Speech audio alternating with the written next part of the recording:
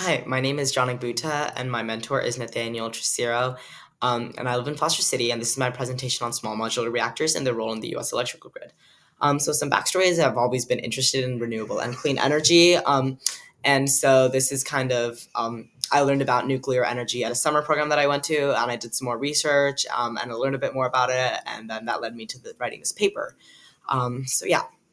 So, what are small modular reactors? So, they're an advanced nuclear reactor designed to be built in factories and transported to sites for deployment. So, basically, in terms of comparison with a large nuclear reactor, the ones that we have today, they're just smaller and they're modular. So, those are the two key differences. Because they're smaller, they can produce up to 300 megawatts of electricity compared to 1,000 plus megawatts from conventional nuclear plants. And they're also safer, more adaptable, and better suited for integration with renewable energy sources, which I'll get into later.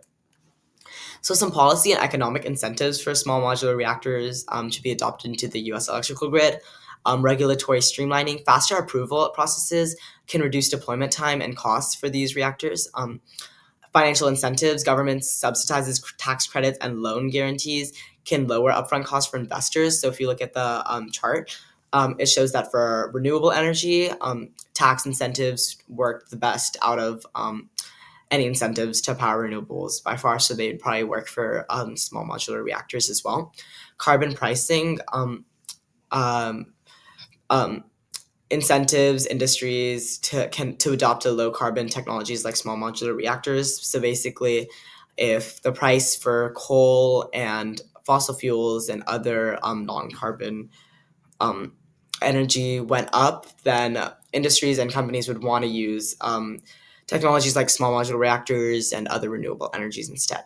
Also, infrastructure investment, expanding transportation and grid infrastructure can enhance the feasibility of SMR deployment.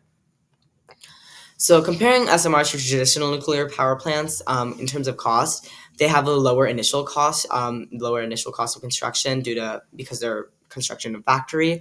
If you look at the graph, it shows that large reactors have a much lower average capital cost. You can see right here than small modular reactors. And what this basically means is that small modular reactors will produce a much larger return on investment than large reactors.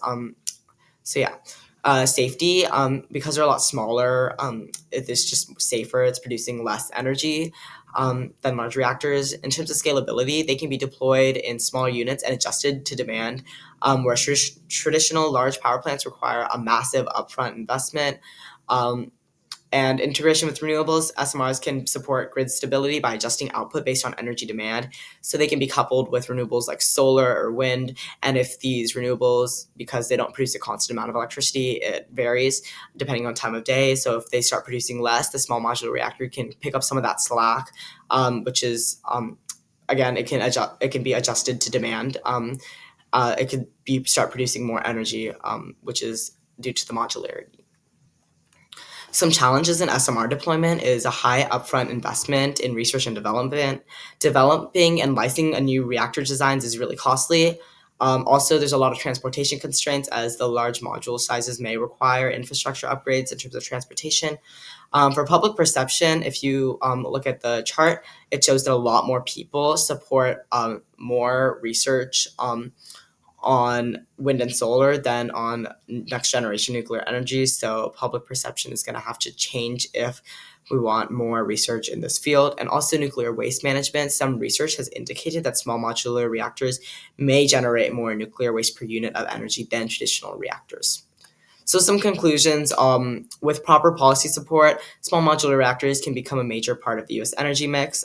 Some advances in modular design and regulatory frameworks will determine the pace of adoption. They offer a promising alternative to traditional nuclear power plants, addressing cost, safety, and flexibility concerns. And also continued research and investment can make small modular reactors a cornerstone of a sustainable and resilient electrical grid. Thank you.